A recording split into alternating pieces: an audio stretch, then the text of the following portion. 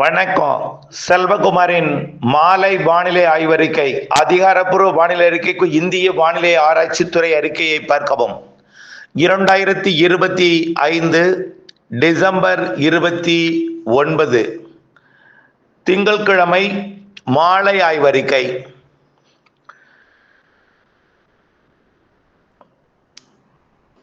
வானிலை அமைப்பு சுமத்ரா தீவரியிலிருந்து நகர்ந்து வந்து கொண்டிருக்கக்கூடிய காற்று சுழற்சி தாழ்வு நிலை இலங்கைக்கு மிக அருகில் நெருங்கி 31ஆம் தேதி நாளைய மறுநாள் அதிகாலை, நாளைக்கு இலங்கை, நாளைய மறுநாள் தமிழ்நாட்டின் டெல்டா மாவட்டங்கள் முதல்ல, அதனைத் தொடர்ந்து டெல்டா மாவட்டங்களை ஒட்டியுள்ள, அதாவது மயிலாடுதுறைக்கு சற்று வடக்கிற்குரிய கடலூர் மற்றும் புதுச்சேரி, விழுப்புரம் மற்றும் தெற்கே ராமநாதபுரம், புதுக்கோட்டை உள்ளிட்ட மாவட்டங்களுக்கு மழைப்பொழிவை தொடக்கி பிறகு சென்னைக்கு கூட தூறல் நனைக்கும் மழைப்பொழிவு எல்லாம் கொடுத்து கொண்டு அப்படியே உள்ளே ஆங்காங்கே மழைப்பொழிவை தொடக்கி தென் மாவட்டங்கள், தென் மாவட்ட கடலோர பகுதிகள், தென் மாவட்டங்கள், தென் மாவட்ட மேற்கு தொடர்ச்சி மலைப்பகுதிகள் மற்றும் மேற்கு மாவட்டங்கள், நீலகிரி, ஈரோடு வரைக்கும்.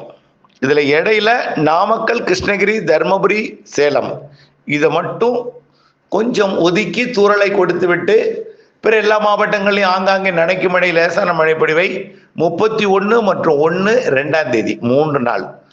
31ஆம் தேதியே உங்களுக்கு பெய்து, அது டக்குன்னு சில இடங்கள்ல 1ஆம் தேதி பெய்யும், சில இடங்கள்ல 2ஆம் தேதி பெய்யும். ஆனா 2ஆம் தேதியை பொறுத்த வரைக்கும் தென் மாவட்டங்களுக்கு தான். தென் மாவட்ட மேற்கு தொடர்ச்சி மலைக்கும் கேரளாவிற்கும் 2ஆம் தேதி.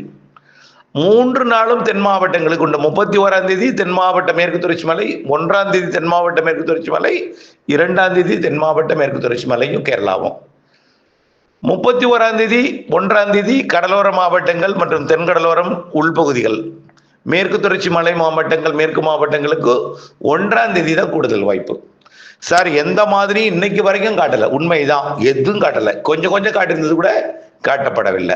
கவலைப்படாதீங்க. இன்றைக்கு தேதி 29, நாளை 30, 31ஆம் தேதி 2 நாள் இருக்கு.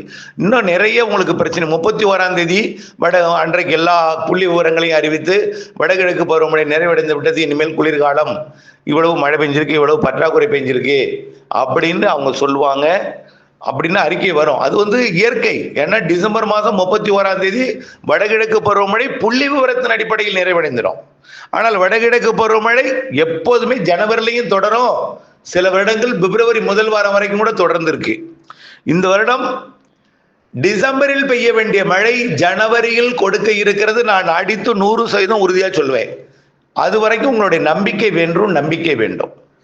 இந்த 31ஆம் தேதி, 1ஆம் தேதி, 2ஆம் தேதி மழை நிகழ்வு ஊடுருவி கடந்து போகக்கூடிய நிகழ்வு அல்ல. இலங்கைக்கு அருகே கொஞ்சம் காற்றை குவித்து மழைப்பொழிவு ஏற்படுத்தி விட்டு ஒரு பெயரளவிலே ஒதுக்கி ஒதுக்கி ஆங்காங்கே கொடுத்து விட்டு பிறகு விலகிடும். அதே வந்த வழியே திரும்பி போய் இன்னொரு நிகழ்வோட சேர்ந்து திரும்பி வரும். ஆக என்னது மழைன்னு சொன்னாரு, 31 வரனாரு, பொழுது விடிஞ்சு போச்சு காணும், மதியானமாச்சு காணும், மாலையாச்சு காணும், 1ஆம் தேதியும் பொழுது விடிய போது காணும், 1ஆம் தேதியும் ஓடிட்டு இருக்கு காணும், 2ஆம் தேதியும் வரப்போகுது. அப்படி சொல்லிட்டு இருக்காதீங்க. ஒரு இடத்துல 1ஆம் தேதி பெய்யும், சில இடத்துல சில இடங்கள்ல 2ஆம் தேதி பெய்யும். பெரும்பாலும் ஆரம்பம் 31ஆம் தேதி. அது கொஞ்சம் அதிகாலையில தொடங்குறது, காலை 10, 11 மணி கூட தொடங்கலாம். ஆனா தொடங்கியதிலிருந்து கொட்டிக்கிட்டே இருக்காது, ஆங்காங்கே பெய்யும். வெயில் அதிகரித்து வெப்பசலன இடிமழை பொழிவு போல மேற்கு மாவட்டங்கள்ல மாலை இரவிலே கொடுக்கும். வெயில் அதிகரிக்கும். நான் திரும்ப திரும்ப ஒரு படம் அனுப்பிட்டே இருக்கேன் பாருங்க.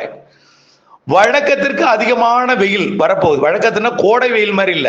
இப்போ குளிர்காலத்துல கடந்த இவ்வளவு நாளா இல்லாத வெயில் வரக்கூடிய 30 நாளையும், நாளை விட நாளை 31ஆம் தேதி நல்ல உச்சபட்ச வெயிலையும், 1ஆம் தேதியும் 31ஆம் தேதியும் நல்ல ஒரு வெயிலையும் கொடுக்க போகுது. 2ஆம் தேதியும் கொஞ்சம் வெயில் இருக்கும். ஆனா 3ஆம் தேதி வெயில் குறைஞ்சிரும். ஏன்னா இந்த வெயில் இருகாற்று இணைவின் காரணமா கடலோரத்திலையும், உள்ளே குளிர்காற்று இணைவதன் காரணமா தெளிவான வானத்தை கொடுத்து அது வெயிலை அதிகரிக்க செய்து பிறகு அது வெப்பத்தால் லேசாக்கி மேலெழுந்து வரக்கூடிய காற்றை குளிர்விக்கும் அமைப்பாக செயல்படும். வெப்பசலன மழைப்பொழி போலதான் மேற்கு மாவட்டங்கள், தென் மாவட்டங்கள், கடலோர மாவட்டங்களுக்கு கொஞ்சம் குளிர்ச்சியா இருக்கும், மழைப்பொழிவு இருக்கும். மேகமூட்டம் அதிகமா இருக்கும். நாளைக்கே உங்களுக்கு நம்பிக்கை வந்துடும். சரி, ஆனா இந்த 31, 1, 2 மழைய வச்சு இந்த அடுத்தது வருதுல 2வது வாரம் சொல்லியிருக்கோம் பார்த்தீங்களா, அந்த மழைப்பொழிவை கணக்கு போடாதீங்க.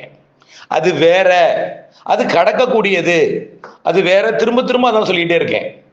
நம்ம அது 5ஆம் தேதி எதிர்பார்க்கிறோம், தாமதம் அடைஞ்சா 6ஆம் தேதி, இல்லைன்னா 7ஆம் தேதி, அதிகபட்சமா 8ஆம் தேதி. 8ஆம் தேதி மழைப்பொழிவை தொடங்கிடும். 4 நாட்கள் அது மழைப்பொழிவை தரும்.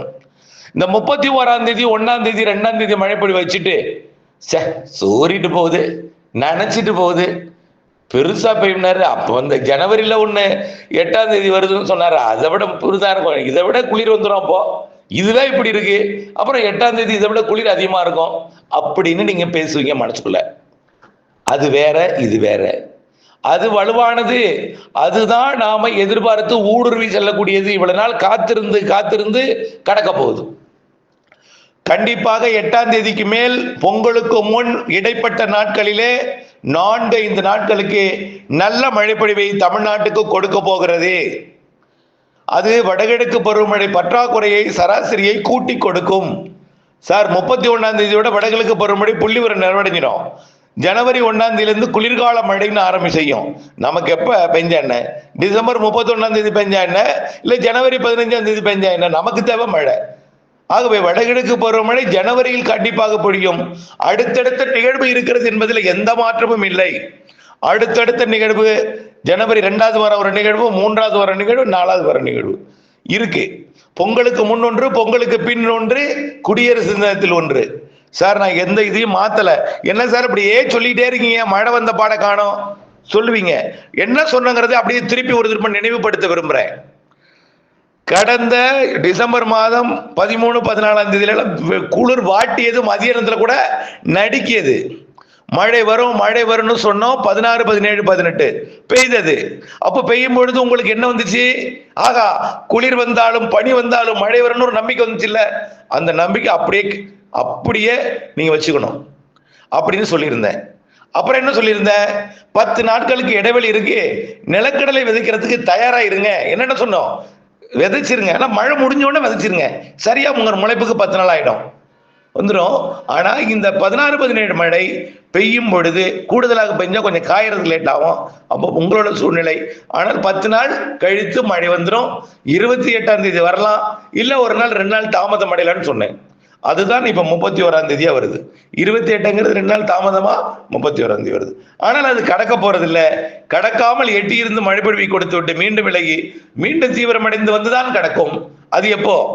5ஆம் தேதிக்கு மேல, பொங்கலுக்கு முன் இடைப்பட்ட காலம் 10ஆம் தேதி, 8, 9, 10, 11, 12 இந்த நாட்கள்ல மிக கன மழைப்பொழிவு கண்டிப்பா காத்திருக்கு. படங்கள் ஏற்கனவே வழங்கி இருக்கிறேன், மாதிரிகள்லாம் கொடுத்திருக்கு, அதை பாருங்க. ஆனா எந்த மாதிரி இன்னும் காட்டல. உண்மைதான், காட்டுவார்கள். இந்த 31, 1, 2 மழையை இன்னும் காட்டல, அதையும் நாளை காட்டுவாங்க. உங்களுக்கே வான மேகம் சூடுறதை வச்சு புரிஞ்சுப்பீங்க. 31ஆம் தேதி எங்காவது மழை பெய்ய போகுதுன்னு அப்படின்னு வானிலையிலையும் தொலைக்காட்சிகள்லையும் இந்திய வானிலை ஆய்வு அறிக்கை வச்சு பார்ப்பீங்க. உங்க ஊர்லயே 31, 1, 2ல மழை பெய்யலாம். இது இந்த பொங்கலுக்கு முன்னாடி வருது இல்ல, அந்த மழையில ஒரு 10% கூட இருக்காது. இது குறைவு. பெய்துவிட்டு விலகி சென்று தீவிரமடைந்து வந்து கடக்கும் பொழுதுதான் நிறைய மழை தரும். அது பொங்கலுக்கு முன் மிக மழை பொழிவை கொடுக்கும். அதுக்கு பிறகு ஒரு நிகழ்வு, அதுக்கு பிறகு ஒரு நிகழ்வு இருக்கு. ஜனவரி மழை உங்களுக்கு கை கொடுக்கும். உங்களுக்கு தேவை புரிதல், பொறுமை அவசியம். இணைந்தே இருங்கள் அப்டேட்ஸுடன். நன்றி.